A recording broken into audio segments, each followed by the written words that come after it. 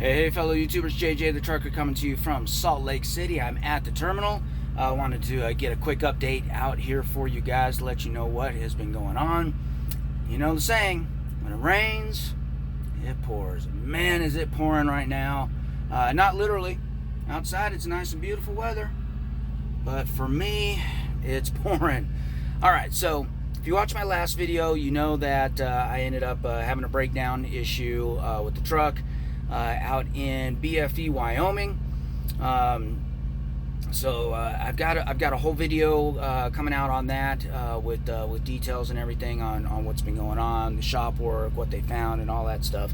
I just want to wait until till my settlement comes out tomorrow to be able to put in the financial aspect of it as well. So look forward to that. The skinny of that one happened. So here's what's been going on as far as why it's raining and pouring. It all started Thursday. Thursday had an appointment to pick up a load of potatoes, and got there at noon on Thursday. They didn't have enough product. Apparently they can't get the potatoes to grow fast enough or something. I ended up having to be there overnight. 26 total hours. They finally got me out of there. So I'm like, fine, all right. It's still, now I'm really pushing this load to get it out there on time, but I still have time. So I hit the road, and in the evening, I start hearing a noise coming from the engine. Great. Pull over to see what it is, call Road Assist, shut down the truck. When Road Assist finally gets back on the line, I try and start the truck back up, and it won't start back up. Great. By this time, it's already in the evening, like pretty much at night. And I'm like, you know what, I'm tired. It's been a long day. We'll deal with this in the morning. Don't bother sending a tow truck out here tonight, because they're not going to get here until 2 in the morning, and we're already on weekend hours anyway. So this is all Friday night. So Friday or Saturday morning, I wake up and try and start the truck, and sure enough, it starts up. No noise coming from it. I'm like, all right, let's see what's going on. In the meantime, I go ahead and while I'm on the road, I call the Freightliner dealership in Cheyenne, because that's where I'm heading. And they say, yeah, well, come on in, no problem, but we can't get you. We can't even look at the truck or anything until Sunday afternoon. I'm like, oh man, all right. Well, let's call Salt Lake. You know, I'm kind of in the middle between Cheyenne and Salt Lake. Let's see if the terminal can look at it any sooner. So I call them.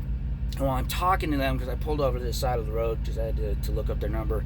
While I'm talking to them, the 5-minute idle shuts off the truck. Can't get it started back up. Ugh. So took the rest of the day, rest of the daytime Saturday to try and get the truck started back up and to diagnose the problem. Determined it was the fuel pump. Got that pretty much confirmed. And probably metal shavings and all that's going to get into the fuel system, the injector. So they say, don't drive the truck, just get it towed. All right, fine. By the time the tow truck got out there and we got me towed back to Salt Lake City, it was early Sunday morning, like real early Sunday morning. So Sunday, later in the morning when they opened back up, I talked to them. I'm like, hey, can you get me in? They're like, well, we don't do any repairs on Sunday. I'm like, man, could have just gone to Cheyenne. At least maybe they could have gotten me in on Sunday.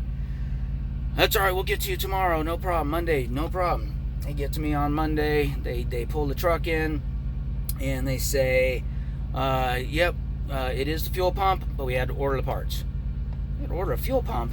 Don't you have a fuel pump in stock? I mean, come on, you're a major dealership with a 24-hour parts department. Don't even have a fuel pump in stock.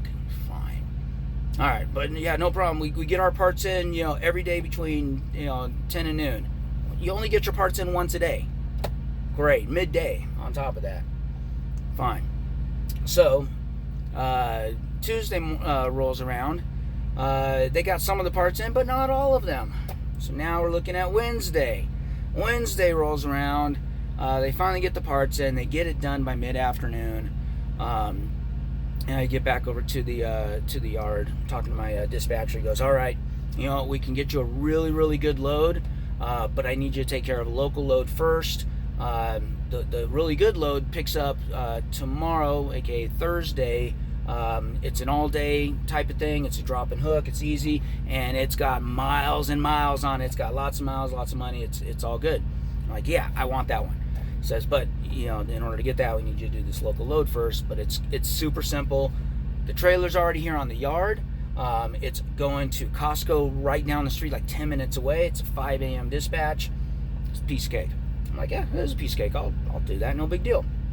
So I do that. It was a piece of cake until I went to leave. I noticed that the trailer, the reefer unit, has oil spewing out of it. Just spewing out of it, going all over my truck. All over the back of the truck. I'm like, are you kidding me? All right, so to add insult to injury, I never did get my truck washed, which I was going to do yesterday because the wash bay is down because of some contamination issue. They ended up with diesel in the wash water or something like that. They said, but we'll be open tomorrow, which is today. I'm like, all right, so I'm going to go to the shop or go to the yard, swap out the trailer, get the tractor washed, get all this oil off of there, get a new trailer, and book it. I'm out of there. Not a big deal. I'm close by. So I get here, and apparently they're training a bunch of newbies over in inbound, so they're extra meticulous. They are inspecting everything up and down, even on the tractor, and I guess it's a good thing that they were, but still, they found a hub seal leak on one of my wheels, one of my drive wheels. Man, and it's a DOT issue. So they can't let me leave until it's repaired. Figures. Just freaking figures, man. I cannot believe it. So, I was just at Freightliner, too, for all that time. And, I guess they wouldn't go looking for something like that. But, oh my goodness. Again, another repair on this Freightliner. I don't know. I think I'm going to be done with Freightliners pretty soon here. So anyways, all right, let's get this trailer dropped in the yard. They've red tagged it. Let's get to the wash bay, get the oil off. Let's get me a new trailer. Let's figure out what the work-in time is for the repair. So I go and get all that done, except the wash bay is still closed. Still closed, and probably going to be closed all day. So now I got all this oil on the back of my truck. I don't even know what I'm going to do. I'm going to have to take it to a regular wash. There's a wash place over near where the pickup is, where the receiver is. Hopefully they'll be able to do that, and I'm going to bug Prime to make sure that they cover that, because again, I shouldn't have to cover that. I've already lost enough money on this whole thing. I lost a whole bunch of fuel because of the fuel pump thing. A couple $100 in fuel too, and on top of time loss. At least the repair was covered under warranty. The other repair, the fuel pump and the tow, which was like $1,600, was covered under warranty. This hub seal leak probably not going to be covered under warranty. Don't even know how much it is yet. And they've got me in working status, which means they should be able to get to me today by 4:30. So what was going to be a nice, super easy load with plenty of time on it, could have relaxed. I was going to go to Springfield, get my APU service done while I was there, to get some shopping done, have plenty of time on this load. Now that's not going to happen. Now, if they don't get me in until the afternoon, I've got to pick up that load this evening, try and get some hours in still, and then I'm probably going to be having to drive like 10, 11 hours a day, and probably will have to skip the APU service. I'm going to try and get them to do the APU service while they got me in here.